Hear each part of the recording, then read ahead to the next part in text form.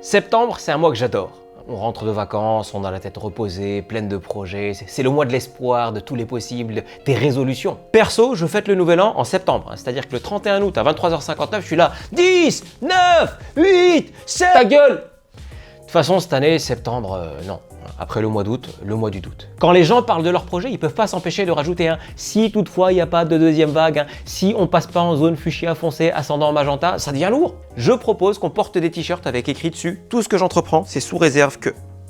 Ou alors juste une astérisque comme ça, symbole du doute. Ben non, ça s'appelle un t-shirt, c'est lié ça. On est sûr de rien. Quand j'envoie des mails, à la fin, je mets plus cordialement, je mets éventuellement. Dans Google Agenda, quand tu crées un événement, tu peux cocher une case Inch'Allah. Et les esprits rationnels, les scientifiques, s'acharnent à prédire le comportement du Covid. Ils essayent de prévoir un truc imprévisible et dont l'expansion dépend du comportement de mecs encore plus imprévisibles. Face à Bolsonaro et Trump, même le Covid, il était là. Franchement, le coup de l'injection d'eau de Javel, je ne l'ai pas vu venir. Toi, tu es au milieu de tout ça, tu essayes de prendre des décisions sur ta vie, tes projets, et autour de toi, tout le monde donne son avis. Sur les tests, les masques, l'économie, la banquise, le virus, l'impact du vaccin sur le match OL Châteauroux à coup de… Une équipe de chercheurs scandinaves a démontré… Moi, j'ai lu une étude américaine. Ouais, mais en même temps, les Américains… En ce moment, l'humanité ne finit pas ses phrases.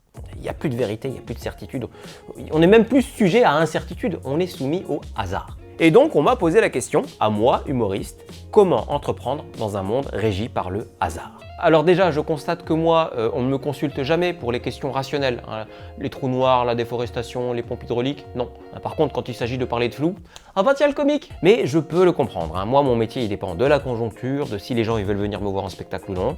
Et je peux vous dire que parfois, ça se joue pas à grand chose. Bon, on fait quoi ce soir? Stand-up ou bowling? Moi, j'ai une tendinite à l'avant-bras, stand-up. À ça, tu ajoutes l'incertitude sur l'effet de nos vannes. Pour nous les humoristes, le hasard est notre seule certitude. Du coup, la seule solution, c'est de se jeter à l'eau. Tu peux réfléchir des années à comment va marcher tel sketch, et si le public est froid, et si le public est vieux, et si le public est deux.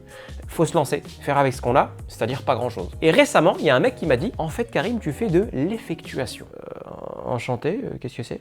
Imagine que tu doives préparer un repas pour des amis. Soit tu le sais à l'avance, tu as moyen de tout planifier, tu fais les courses en conséquence, tu prépares un foie gras mi-cuit, basse température qu'il faut manger rosé comme il faut, mais tout le monde s'en fout sauf toi et ça t'énerve et tu pètes l'ambiance. Soit tes potes débarquent sans prévenir, et là t'as pas le choix, tu ouvres ton frigo et tu fais avec ce que t'as.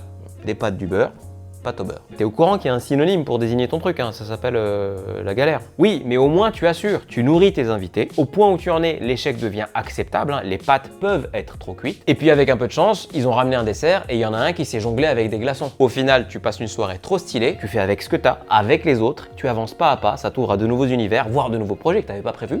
Le tout avec des pâtes et du beurre. C'est vrai que parfois je joue dans de belles salles, pleines, j'arrive sûr de moi en me disant que ça va être dingue et en fait c'est bof parce que je me suis fait le film à l'avance. Et parfois t'arrives à la salle, le patron qui est aussi régisseur et DRH te dit ce soir il y a 7 personnes. Tu montes sur scène, tu découvres le public, 4 enfants en bas âge assis au premier rang, derrière les parents crispés évidemment, et puis au troisième rang il y a un mec, tu sais pas pourquoi, il est réveillé mais il ronfle et il a des chicots mon gars que quand il croque dans une pâte de fruits, ça fait une pièce de puzzle.